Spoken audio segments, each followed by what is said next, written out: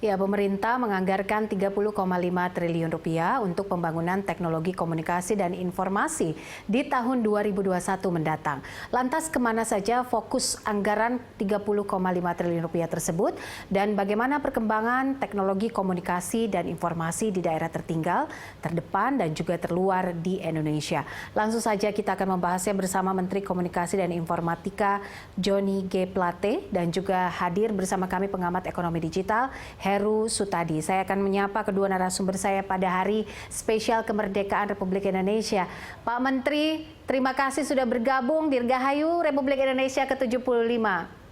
Merdeka. Ya, merdeka. Dan juga Pak Heru, merdeka untuk Indonesia. Apa kabar Pak Heru? Merdeka. Sehat selalu. Ya, sehat selalu, alhamdulillah. Langsung saja, ketika RAPBN diumumkan untuk anggaran 2021, mungkin saya ke Pak Menteri langsung. Presiden menganggarkan 30,5 triliun rupiah. Sebenarnya sejauh ini seperti apa perkembangan teknologi dan informatika kita sehingga anggaran ini cukup besar begitu? Karena menyusun RAPBN di zaman pandemi adalah baru pertama kali untuk Indonesia. Iya, Popi, Pak Heru ya. Kita semua sadari deployment ICT infrastructure Indonesia ini belum sampai di the last mile untuk infrastruktur ya. Nah, kalau belum sampai the last mile, belum tersedianya 4G sinyal di wilayah tempat di mana masyarakat bermukim, tempat di mana pemerintahan yang paling depan itu dilaksanakan, maka tentu belum selesai infrastruktur ya. Dan kalau itu belum selesai, maka cita-cita untuk masuk ke era digital atau yang dikenal di dalam roadmap transformasi digital tentu sulit sekali itu kita capai. Nah, dalam kaitan dengan itu kita perlu menyelesaikan deployment ICT infrastructure yang pertama itu harus diselesaikan. Nah, ada yang kita sudah bangun tuh jaringan-jaringan tulang punggung, backbone network. Sudah sampai di kabupaten, bahkan sebagian kecamatan, sebagian desa. Ya, tetapi belum selesai. Masih banyak sekali middle mile network, last mile network, deployment-nya harus diselesaikan. Nah, dalam rangka dengan itu, setelah kami meneliti bagaimana sih profil coverage sinyal 4G yang ada di wilayah nasional kita. Selama ini pendekatan informatika itu datang dari hulu, dari upstream, dari pembangunan infrastrukturnya. Saya ingin melihat dari hilir tersedianya sinyal. Nah, pada saat kami memeriksa dan ternyata dari sisi layanan administratif pemerintahan 83.000 lebih 83.218 desa itu baru 70.670 desa yang sudah tersedia sinyal 4G. Masih ada 12.345 desa lagi.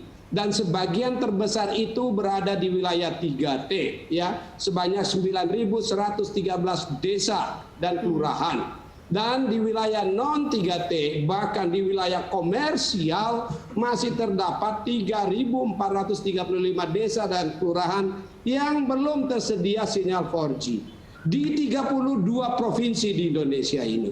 Bahkan di ibu kota negara ada juga yang belum tersedia, salah satu kelurahannya.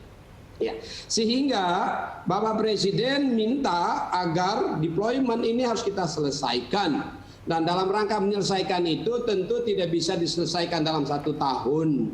Ya, kami merancangnya yang pertama menyelesaikan tahun 2020 ini sekitar 1.209 desa dan kelurahan ekivalen per BTS itu ya. Dan di tahun 2021 nanti ada sekitar 4.000 lebih, 4.200 desa dan kelurahan dan sisanya di tahun 2022. Persoalan selama ini adalah bagaimana membiayai pembangunan infrastruktur. Selama ini kan pembangunan infrastruktur itu harusnya dilakukan oleh operator seluler, tapi tidak seluruh wilayah dapat dilakukan oleh operator seluler. Ya, sehingga sebagian ditugaskan kepada Badan Layanan Umum Kominfo yang disebut dengan Bakti untuk membangun infrastruktur di sektor-sektor atau wilayah-wilayah 3T ya, dengan sumber pembiayaan dari Universal Service Obligations yang dipungut dari revenue atau penerimaan operator seluler. Ternyata itu tidak cukup ya, makanya tidak bisa diselesaikan. Perlu itu diselesaikan. Saya sudah minta kepada operator seluler untuk segera selambat-lambatnya tahun 2022 menyelesaikan seluruh ICT infrastructure sampai di desa, di wilayah komersial yang sebanyak 3.435 tadi, dan sisanya sebanyak 9.113 akan dibangun oleh pemerintah melalui pendekatan blended financing atau bauran pembiayaan. Ada unsur APBN-nya, rupiah murni, ada unsur PNBP, dan ada unsur Universal Service Obligation di dalamnya. Dan ini baru pembahasan dalam siklus pembahasan APBN. Ini bukan undang-undang APBN, masih panjang pembahasannya. Karenanya tentu saya tidak bisa menyampaikan seberapa detailnya, karena keputusan politiknya harus diambil nanti dengan DPR yang akan segera berproses di DPR.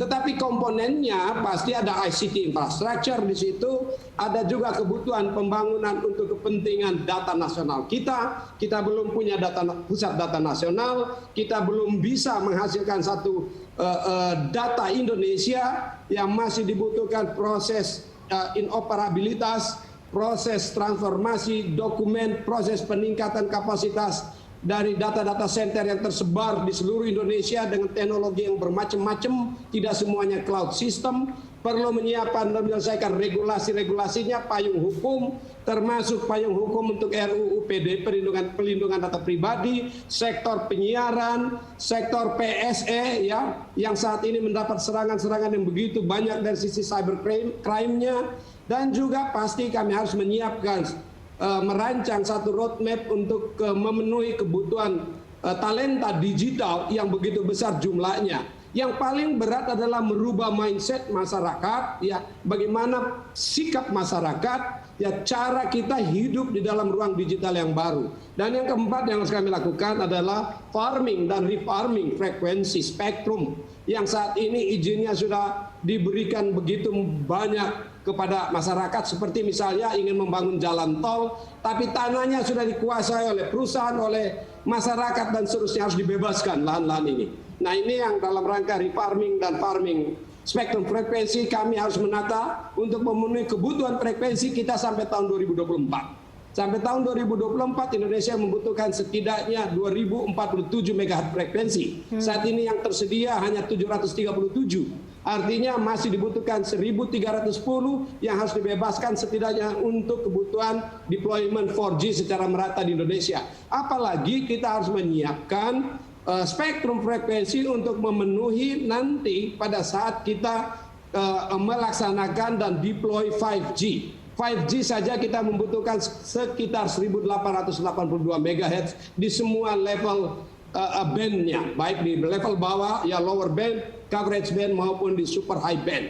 Nah, ini situasi semuanya harus kita bicarakan, dan saat ini kita awali gerakan akselerasinya melalui pembangunan infrastruktur di APBN 2021 yang proses pembahasannya sedang berlangsung bersama Parlemen. Baik, oke. Kami menantikan juga perencanaan dari Grand Design itu, tapi saya ingin meminta pendapat dari Pak Heru. Pak Heru, kalau menurut Anda sendiri seperti apa sebenarnya perkembangan teknologi dan informasi di Indonesia ini? Ya, terima kasih. Jadi kalau kita lihat memang perkembangan ICT Indonesia ini memang kalau kita lihat secara negara di antara negara-negara ASEAN gitu ya, kita memang ini posisinya agak tertinggal karena betapapun juga kita masuk posisi ke-6, ke-7 gitu ya, di bawah Singapura, Malaysia, Thailand segala macam. Di bawah kita ini hanya Myanmar, Laos, Kamboja, kita bahkan di bawah Vietnam gitu. Artinya bahwa Myanmar, Laos, Kamboja ini kan negara-negara yang memang baru membangun, katakanlah gitu ya. Jadi memang kita perlu upaya-upaya yang extraordinary seperti disampaikan Pak Jokowi dalam penyediaan kebutuhan teknologi informasi dan komunikasi di Indonesia. Tadi sudah disampaikan Pak Menteri sekitar 12.000 desa masih belum tersentuh internet gitu ya. Ini kan masa pandemi juga memberikan satu pelajaran juga bagi kita bahwa persoalan infrastruktur, persoalan transformasi digital ini menjadi is a must nih Pak Menteri yang mengatakan harus gitu ya. Jadi memang ini juga harus ada percepatan-percepatan.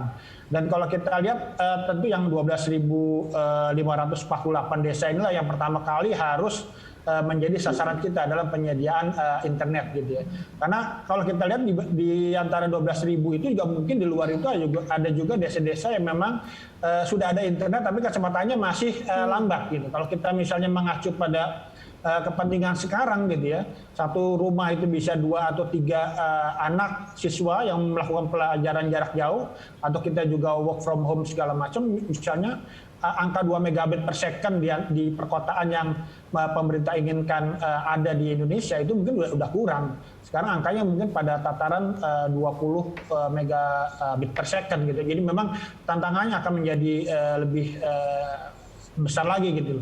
Dan selain itu kalau kita lihat memang selain infrastruktur yang memang menjadi dasar dari semua layanan digital, yang kedua itu adalah aplikasi dan layanan. Dan kalau kita lihat sekarang ini juga banyak layanan-layanan, misalnya kita pakai Zoom segala macam, ini baru layanan-layanan atau aplikasi yang disediakan oleh negara luar gitu. Banyak juga memang yang negara-negara luar memang masuk ke Indonesia, sementara kitanya masih belum memiliki layanan platform yang memang bisa mengglobal. Kemudian yang ketiga tentunya adalah masalah konten itu sendiri gitu ya. Jadi pembelajaran jarak jauh ini juga memperlihatkan pada kita bahwa kita ini masih minim konten gitu ya. Konten-konten kita masih konten-konten yang hiburan, yang mungkin juga banyak mengejar like, mengejar viewers, atau clickbait segala macam gitu ya. Sehingga juga arah-arah untuk membangun konten yang memang mencerdaskan bangsa, kemudian juga memberi atau pemberdayaan terhadap masyarakat segala macam ini perlu dikembangkan. Tadi juga disampaikan Pak Menteri bahwa masalah keamanan informasi juga menjadi hal yang cukup penting sekarang ini gitu ya. Beberapa kali kebocoran data juga mengindikasikan bahwa selain kita bicara tentang platform, bicara aplikasi, kita juga bicara bagaimana keamanan data masyarakat nih. Tadi perlindungan data pribadi, kemudian juga keamanan data itu sendiri di berbagai pemerintahan maupun layanan swasta. Ini perlu menjadi perhatian kita semua agar memang apa yang ditransaksikan di Indonesia, data-data tersebut terutama data pribadi menjadi hal yang aman gitu ya. Oke, baik. Saya ingin minta tanggapannya Pak Menteri terkait apa yang menjadi kondisi yang terjadi di Indonesia saat ini. Kita kurang literasi digital, kemudian tadi aplikasi layanan lokal kita juga belum cukup untuk mengglobal. Kemudian dengan kondisi pandemi yang kita tidak tahu, uncertainty condition sampai saat ini, pendidikan kita juga kurang konten yang cukup untuk mencerdaskan bangsa. Apa upaya yang akan dilakukan oleh Kemenkominfo sendiri untuk mengatasi hal ini? Ya, jadi memang Poppy, kalau kita ingin semuanya sempurna saat ini, kita tidak dalam posisi yang ideal. Kita sekarang yang ada adalah maksimalisasi dan optimalisasi yang kita miliki. Dan bagaimana kita jaga agar infrastruktur digital dan ruang digital kita ini dimanfaatkan, digunakan dengan baik dan benar, sehat, bermanfaat bagi masyarakat. Jangan sampai ruang digital yang sudah sangat terbatas ini justru dipakai untuk hal-hal yang tidak bermanfaat. Saya setuju tadi yang disampaikan Pak Heru ya. Jangankan yang tidak ada sama sekali sinyalnya atau tersedianya internet di sana, yang sudah tersedia internet sekalipun ya, kita harus menjaga quality of service, quality of experience ya. Kita harus menjaga speed yang memadai, tersedia bandwidth yang memadai, harus diatur dan dikelola agar jangan sampai ada wilayah yang yang sudah kelebihan pemanfaatannya lalu dia menjadi macet. Ibarat jalan, pada saat seluruh mobil masuk di jalan tol, ya macet jalan tolnya itu. Harus diatur dia bandwidthnya supaya digunakan sesuai kebutuhan. Dan monitoring peralatan untuk monitoring quality of service itu juga menjadi hal yang krusial untuk di tempat-tempat yang sudah tersedia 4G. Di wilayah-wilayah yang belum, nah apalagi gitu ya. Nah ini yang kedua adalah yang harus kita perhatikan, bagaimana pemanfaatan ruang digitalnya. Kalau ditanya sekarang, ya harus digunakan secara cerdas. Makanya diminta oleh Presiden untuk membuat satu roadmap ya sektor strategis. Tadi ada sektor pendidikan misalnya. Bagaimana untuk memanfaatkan bauran pendidikan ya, blended learning, pendidikan tatap muka langsung secara fisik maupun melalui tele-education misalnya. Nah, tele-education juga tadi disampaikan, kita begitu menghadapi situasi seperti ini harus secara cepat menyiapkannya. Ya, tidak saja infrastrukturnya, kontennya. Dan bagaimana melakukannya, kesiapan mulai dari hulu sampai hilir. Ini bukan waktu belajar, ini waktu harus dilaksanakan. Kita tidak bisa lagi belajar. Jadi dalam keadaan seperti ini perlu kecerdasan, perlu bagaimana ini dilakukan secara memadai dengan baik. Nah, sama juga pada saat menghadapi dengan pandemi COVID-19 ya, Teleeducation harus disiapkan, telemedicine ya, mengobatinya. Jangankan sampai di situ, bagaimana mengumpulkan data saja. Ya, bagaimana mengumpulkan data, saya setuju sekali. Di Indonesia ini ada 2.700 data center di Indonesia. Hanya 3% aja yang memenuhi global standard, itu pemerintah. Belum lagi sektor swasta. Kita mempunyai 27.400 aplikasi untuk pemerintah. Terlalu banyak dan inefisien. Ini semuanya kita harus membangun pusat data nasional pemerintah dalam rangka electronic government. Kita harus menata semuanya platform. Kita harus punya satu super apps yang mengatur yang efisien untuk melakukan efisiensi. Di saat yang sama saat ini, maka tentu ya kalau aplikasi saya setuju sekali di sektor hilir ya, di samping membangun infrastruktur, inovator lokal, kreator lokal, inventor lokal juga harus dihadirkan. Kalau tidak kita menjadi negara atau bangsa konsumen. Kita juga ingin menjadi produsen di sektor ICT bisnis, ICT ekonomi digital. Nah ini semua yang disiapkan, menyiapkan sumber daya digital. Talenta digital bukan hal yang gampang. Kenapa? Kita mulai dari yang sangat basic ya, untuk petani, nelayan, peternak. Ada Kominfo menyiapkan UMKM dan petani nelayan go online.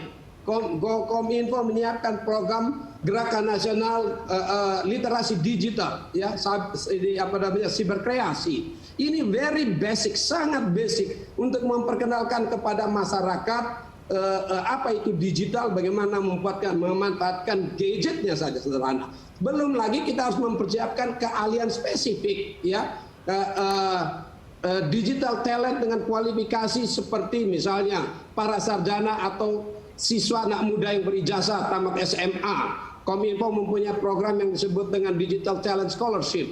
Itu kita harus melatih mereka mulai dari artificial intelligence, virtual reality, artificial reality, ya cloud computing dan seterusnya, kebutuhan sumber daya digital untuk kepentingan tadi, tidak saja membangun kreator aplikasi untuk mendorong ekonomi digital bagi startup, tapi yang Mas Heru sampaikan tadi, ya bagaimana security system yang baik, teknologi security yang memadai, mempunyai SDM yang mengawal dan menjaga security kita di bidang digital dengan baik, karena serangan cyber yang begitu luar biasa saat ini, khususnya di sektor digital ekonomi dan sektor pemerintahan yang setiap saat ada serangan. Ini semua pekerjaan besar yang harus kita lakukan cepat, karenanya perlu kolaborasi dan kerjasama. Semua pihak membangun agar kita sama-sama bisa memberikan sumbangsi pikiran-pikiran dan energi positifnya. Oke, baik. Kolaborasi adalah kunci, bukan hanya tugas Kemenkominfo, tapi seluruh jajaran kementerian dan lembaga untuk mewujudkan ini. Pak Menteri dan juga Pak Heru, kami akan lanjutkan usai jeda. Kita break sejenak, nanti kita akan kembali lagi dengan pembahasan yang lebih menarik.